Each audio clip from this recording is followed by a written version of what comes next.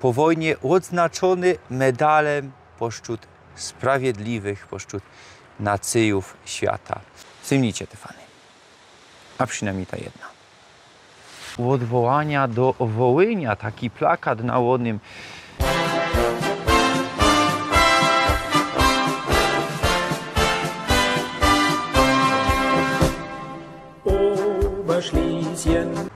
Witam was, Roztomili. Dzisiaj biera was do Lubrzy, gmina Lubrza.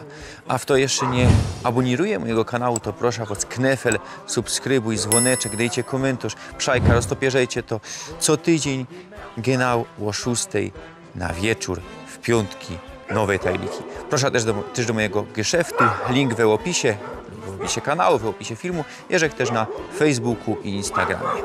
Jadymy.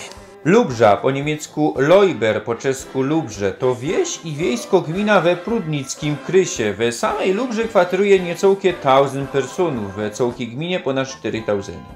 Pierwsze wzmianki o Lubrzy to rok 1233. Do gminy przynależą Lubrza, Leuber, Lubrze, Dytmarów, po niemiecku Dietersdorf, po czesku Potjekby, Jesiona, po niemiecku Jassen, po czesku Jeseń, Krzyszkowice, albo też po polsku Krzyszkowice, po czesku też są Krzyszkowice jak po śląsku, a po niemiecku Kryschendorf.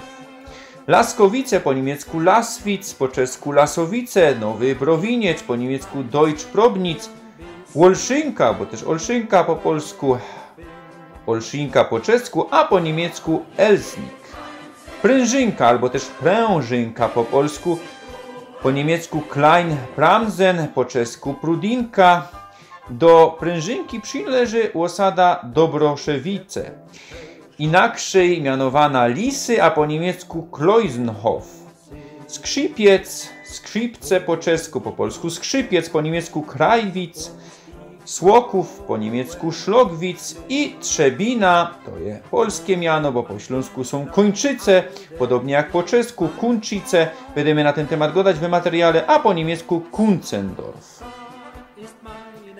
We wszechobecnym cenzusie z roku 2021 w gminie Lubrza śląską narodowość deklarowało ino 19 personów. To je 45%. Doszło tu we wielu dziedzinach do całkowitej wymiany ludności po roku 1945. Większość dziedzin dzisiejszej gminy Lubrza znodło się poza absztimungowym placem. Ino we 4 dziedzinach wyrowali i wszędzie wygrały Niemcy. We Laskowicach 100%, we Nowym Browincu 92%, we Olszynce 100%, a we Słokowie 99,5%. Ino jedna persona we dworskim obszarze była za Polską. No, bez dworskiego obszaru to richtig jest 100%, tak jak godą nie skorzy we materiale. Place te zostały w Reichu, w Romach nowej prowincji Oberschlesien, co nastała we większości na placach dawnego Regierungsbezirk Oppel. Lubrza leży 111 km we prostej linii na zachód od Katowic, a od Łopolo 47 km na południe. A nasza rajza napoczynamy we Laskowicach, po czesku Lasowice, po niemiecku Laswitz, no jak je po śląsku. Pierwsza wzmianka to rok 1288. Podczas absztimungu 100% było tutaj za Niemcami, 218 personów. Był tutaj też graniczny przechod, no bo dali na zachodzie, mimo że mamy dali Górny Śląsk, absztimungowego placu już nie było.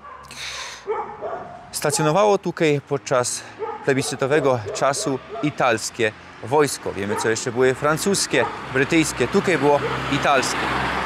A po roku 1945 przyszły tutaj Ausländry, Poloki, ludzie ze wschodu.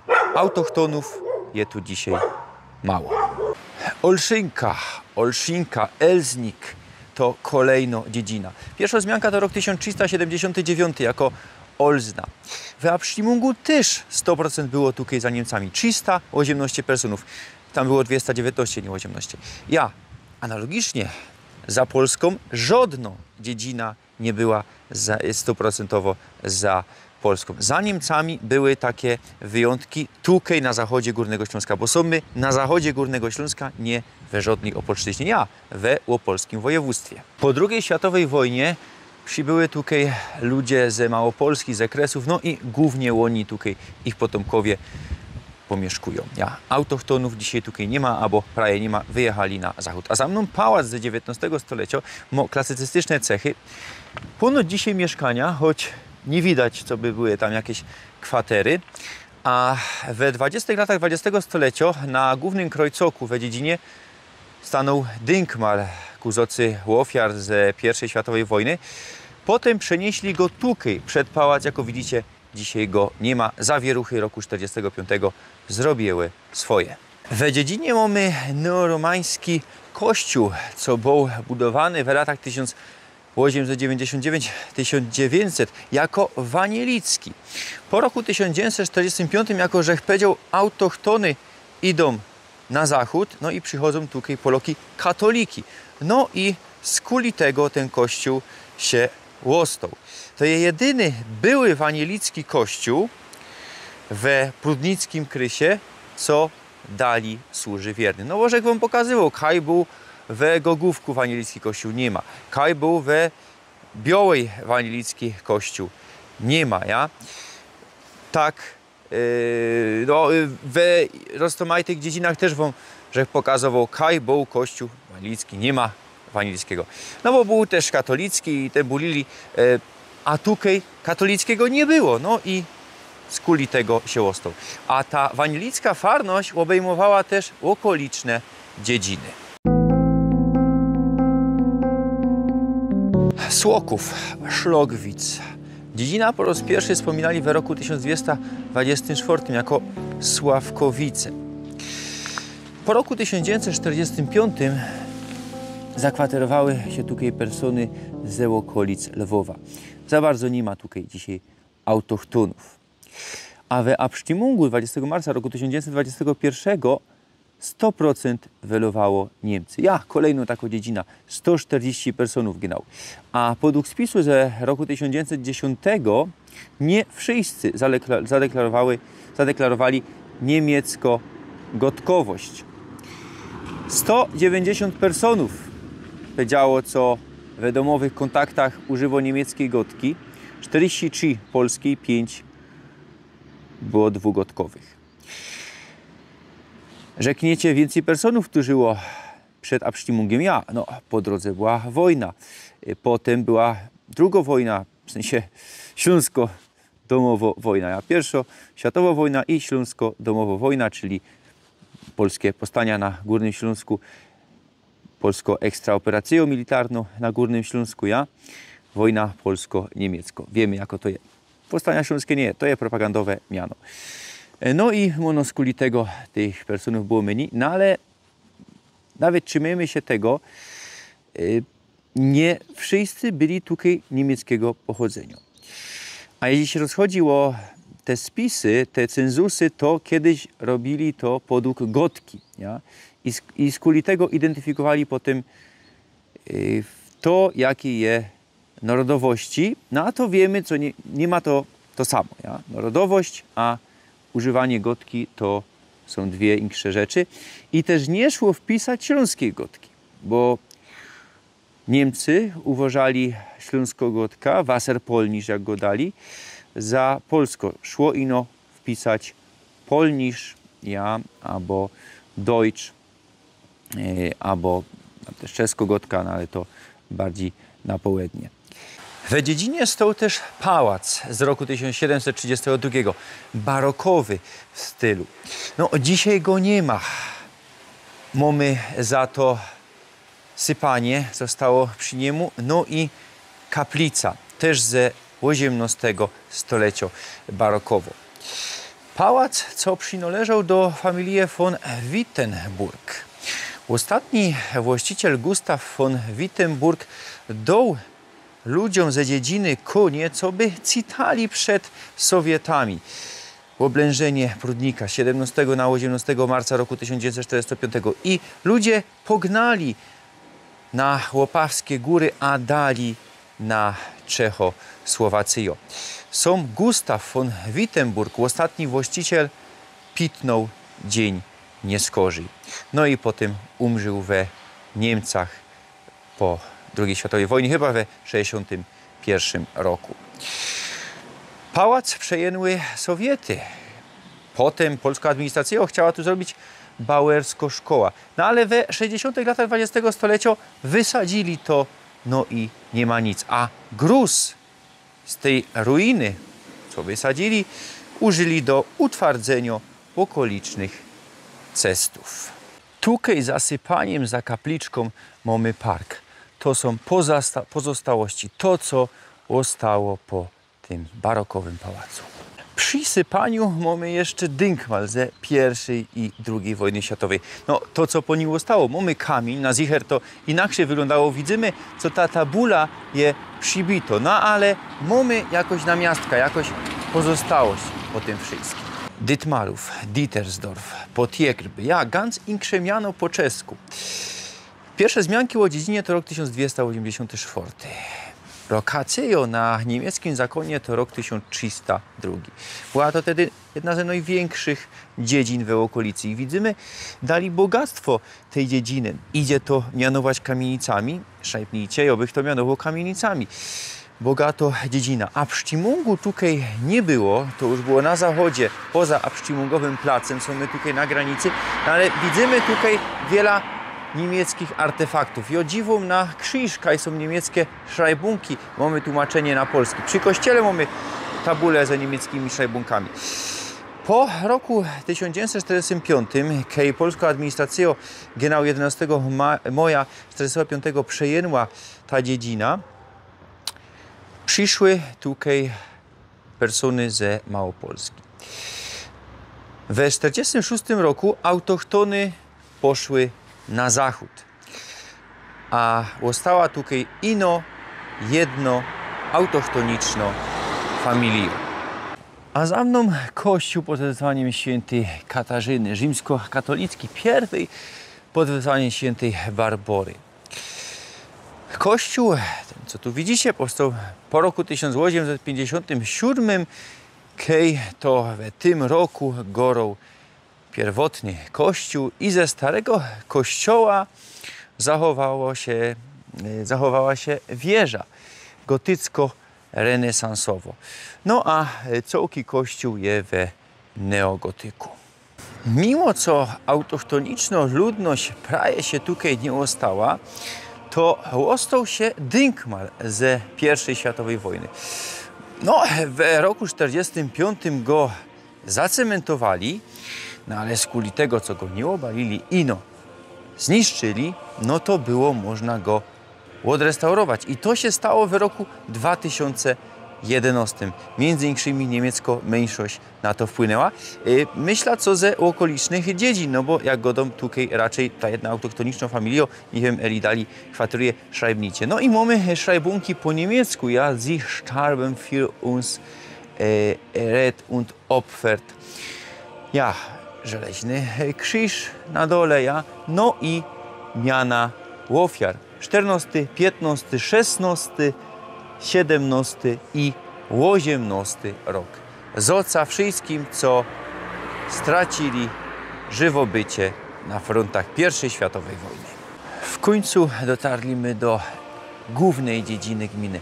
Lubrza, po czesku Lubrze, Leuber po niemiecku. Pierwsze wzmianki to rok 1233. Nie było tutaj Pszczymungu w roku 1921 i przyszła tutaj ludność ze wschodu, ze Małopolski, ze górskich dziedzin, jako też ze wschodnich kresów. A autochtony były tutaj do roku 1946, potem wygzuli ich na zachód. A za mną kościół, rzymskokatolicki kościół pod wezwaniem świętego Jakuba Starszego. Pierwsze wzmianki o kościele to koniec XV stulecia, no ale ten kościół jest z roku 1798, głównie ma klasycystyczne cechy, no ale turm je z 1600 roku ze starego kościoła i jest to renesansowy styl.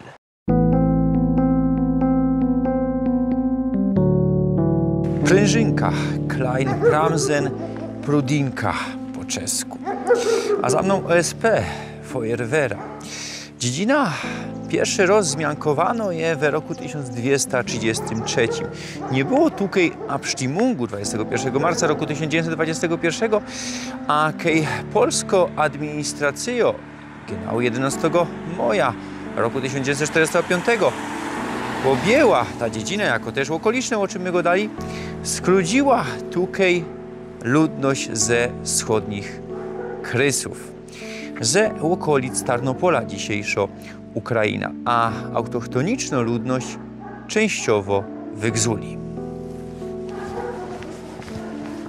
Przy tej fajerwerze mamy kaplica, przynależy ona do farności świętego Jakoba, co my pokazywali we Lubrzy, a przy kaplicy mamy dynkmal ze I światowej wojny.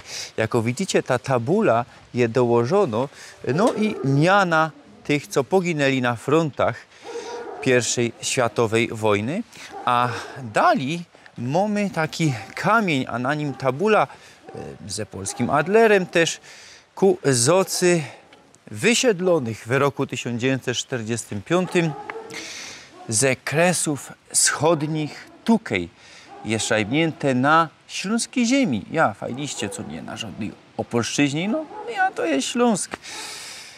Górny Śląsk dodom, ja. Znaleźli swój nowy dom i pokochali, umiłowali, zaczęli przoć jako własny. Ja, w 2007 pomieszkańcy Prężynki to wystawili. A na kościele, słuchajcie, nie mamy żadnego święta na tej kaplicy, no bo jak ja to nagrywam, mamy październik, nic nie ma, a tu mamy co?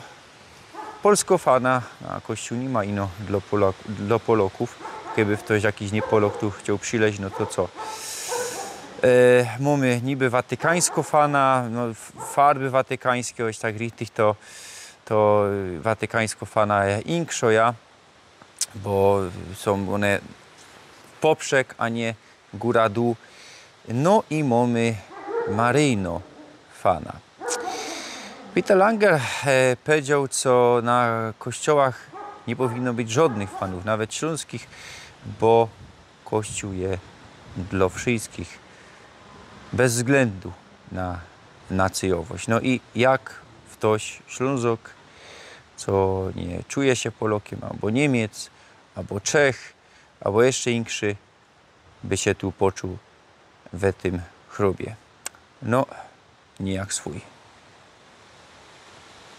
Zymnijcie te fany. A przynajmniej ta jedna. Tutaj mamy takie gospodarcze zabudowania. Kaś tutaj musiał być pałac. Ja, bo we XVII stuleciu stanął tutaj pałac, barokowy pałac. No i stał jeszcze do roku 1963.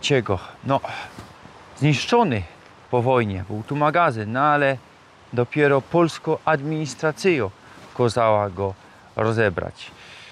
Niestety, kolejny zabytek z kuli polskiego reskirunku tutaj na Śląsku został zniszczony. A kiedy tak przełaża, to widzę moc polskich fanów. Nie no tutaj, w tej dziedzinie, no, ale też we innych. No i odwołania do Wołynia, taki plakat na ładnym. Słuchajcie, przy autochtonicznych dziedzinach tego nie ma. My nie czujemy tego Wołynia, co się tam stało. A tu są ludzie, potomkowie tych, co być może zginęli tam na Wołyniu. Tutaj w roku 1891 narodził się Albert Battel.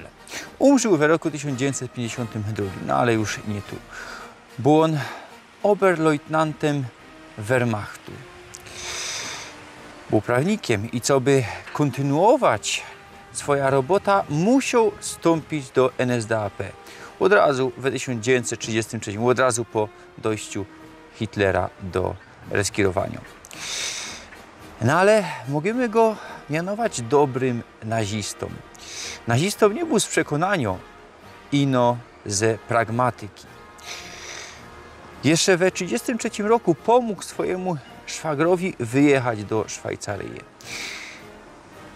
pomogą Żydom uzyskać nową identyfikację, udzielą im pożyczek, pomogą wyjechać z Reichu, pomogą odzyskać zamrożone pieniądze we bankach. I sprzeciwił się likwidacji żydowskiego getta we Przemyślu. Miał jajca, ja możemy powiedzieć. To wszystko nie ma takie czarno-białe. Nie wszystkie członkowie NSDAP były złe. To jest wszystko skomplikowane. Battel został po wojnie odznaczony medalem pośród sprawiedliwych, pośród nacjów świata. Członek NSDAP, sprawiedliwy pośród nacjów świata. Dobry nazista, dobry Niemiec, co pomogą Żydom. No bo być Żydy, niemieckie Żydy i Niemcy, oni zusammen żyli bez tela lot. Zanim Hitler dolazł do reskirowania, to Żydy miały się najlepiej genau we Niemcach. Tam była idylla, tam był najlepszy plac do żywobycia. I tak było od XVIII stulecia, od czasów pruskich, od czasów Friedricha II Wielkiego. Potem przyszły czasy narodowego socjalizmu i wszystko się pomieniło.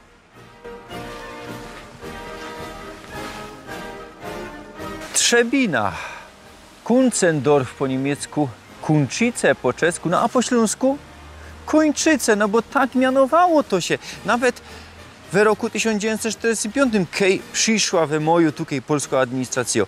I potem ktoś z tej polskiej administracji wpadł na ideę, co by pomienić miano na Trzebina. A stało to się w roku 1947. Szajbnicie, do czego to miano nawiązuje? To powinno się mianować Kończyce. A Kończyce powstały w roku 1362. We XVI stuleciu dostały były targową osadą. To były bogate place. Potem straciły na znaczeniu, bo Neustadt, Prudnik był coraz bogatszy. Kuchnijcie se do tajlika o Prudniku. I co dalej? W latach II światowej wojny w sanatorium kwaterował tutaj Wehrmacht. A podczas bombardowania Berlina skryli tu się pomieszkańcy głównego miasta Reichu. Potem oni, i też inksi pomieszkańcy citali do Czechosłowacji. Jedni wrócili, ale polski reskirunek zuwizu wygzł ich w roku 1946. A po roku 1945 polską administracją zaczęła skludzać tutaj ludność ze wschodnich Kresów, ze dzisiejszej Ukrainy, ze okolic Stanisławowa. I tak je do dzisiaj. Chyba we gminie Lubrza nie ma autochtonicznej dziedziny. Nikaj za bardzo nie ma tych autochtonów. Jest tu ludność napływowo. We Kunzendorf od XV stulecia stał zamek. Po polsku byśmy powiedzieli pałac, ale Markus Bączkowic, jeszcze z nim ujrzycie tajlik Dziąkowie, poczekajcie, ja to już mam nagrane, ale to będzie nie skorzej. Powiedział, co pałac po śląsku to zamek, a jak je zamek polski na śląski, możemy powiedzieć, jak po czesku je hrad, a zamek to też je zamek, a pałac po polsku, rozumiecie to wszystko, do co godą, to po śląsku było gród, a jak po niemiecku je zamek śląski to je Schloss, a zamek polski to je burg, to ono też po śląsku burg. Ja bych powiedział, co mamy ze germańskiego burg, a ze śląskiego, ze czeskiego takie słowiańskie gród. Słuchajcie, jeśli się rozchodzi o ten pałac, czy zamek, nie ma go. pozostałości tego budynku. Renesansowy styl. A jo dziwom genau na ruiny tego zamku. Tu dzisiaj od 2010 roku jest wielokulturowo-regionalną izbą. I no jest zawrzyte, tu trzeba się ugadować. Widza, kto zniszczył ten zamek? No Poloki po roku 1945 wysadziły go, nie wiem genau w jakim roku, szrajbnicie. A co werci się wspomnieć, w roku 1812 pruski król Friedrich Wilhelm III Hohenzollern dał tu całki Kunzendorf i też ten zamek Gebhardowi von Blicherowi, feldmarszalowi ze czasów napoleońskich wojen, pruskiemu heldowi. No ale Blicher 5 lat niskorzy sprzedał Kunzendorf. Szkoda, co śląskie zamki, śląskie zabytki polsko-administracyjo niszczyła.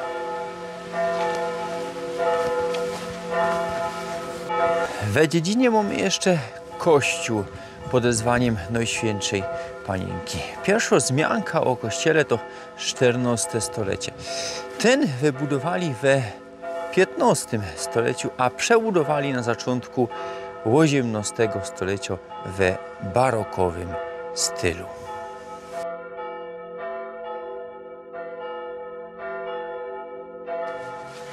Tak richtig tajlik o Lubrzy my już skończyli. Skończyliśmy też realizować po prudnickim krysie. No ale za tydzień zaś będzie film. Ja się z wami żegnam, no ale nie ma już we gminie Lubrza. Nie ma już pod polskim reskierunkiem we Rzeczpospolitej. No ale dali jeżek na Śląsku, jeżek pod czeskim reskierunkiem. To jest niedaleko, tu jest granica. Skorzystał ze tej przyleżytości. Jeżek genau we morawskiej enklawie na Śląsku. Morawskie enklawy. Mono kiedyś jeszcze będziemy jakiś tajlik majstrować, będziemy o tym gadać. Co to było? To od końca XVIII stulecia do początku XX stulecia śląskie amty reskirowały tutaj podług morawskiego zakonu. I tutaj przy granicy ze prudnickim krysem mamy największe skupisko tej morawskiej enklawy, tych morawskich enklaw. Osoblacha, Osobłoga, tako, nie wiem, to genau dziedzina albo miasto, taką miejscowość, tutaj się znajdujemy. Ja godą, że o tym wam przy tajliku o Cylc, o Białej, no bo tutaj mamy żydowski cmentarz, żydowski szpital, tutaj my są, nie będziemy genau o tym gadać. Przyjedźcie se tutaj też monoregularny tajlik kiedyś tu zmajstrujemy. Ktoś rzeknie, ja tu godam dużo o Żydach i tak dalej. Tako jest historia śląska. Śląsk był wielokulturowy i były Żydy, i były Ślązoki i niemieckiego pochodzenia, i słowiańskiego. No i ludzie z rozmaitych kąsków Europy przyjeżdżali, no bo John Beldon, Szkocja, też wrósł we historię. Słuchajcie, Śląsk był, a będzie wielokulturowy. Dzisiaj zaś po 45, no trochę wcześniej też, no ale przede wszystkim to są Poloki, co pomieszkują, to są Czechy, co tutaj pomieszkują. Słuchajcie, jeśli się rozchodzi teraz w kontekście Żydów i tak dalej, to jest historia, co ja tu pokazuję, też trzeba mieć zoca do tej kultury, a co innego jest dzisiejsze państwo Izrael, bo ktoś tu może szajbnąć, ale ja tego nie popieram. Rząd Netanyahu to jest rząd terrorystyczny, a sam premier Netanyahu to jest ludobójca. I to, co się dzieje w zonie Gazy, to jest ludobójstwo. I izraelski reskirunek powinien odpowiedzieć i taki Netanyahu powinien być skazany na dożywocie, albo jak to woli sztrofa śmierci, to już nie będziemy w to wchodzić, to jest wojenny zbrodniarz. No ale to mi nie wadzi gadać o Żydach ze zocą, to mi nie wadzi nawiedzać żydowskich cmentarzy, pokazywać, jak były synagogi i tak dalej. Zresztą i teroski, nie wszystkie Żydy popierają tych ludobójców. Tak to jest, słuchajcie, świat nie ma czarno-biały, świat jest skomplikowany. No ale na koniec będę się z wami żegnał, za tydzień się widzimy z większego placu i powiem tutaj do przekory na tym żydowskim cmentarzu wolno Palestyna. Free, free Palestine!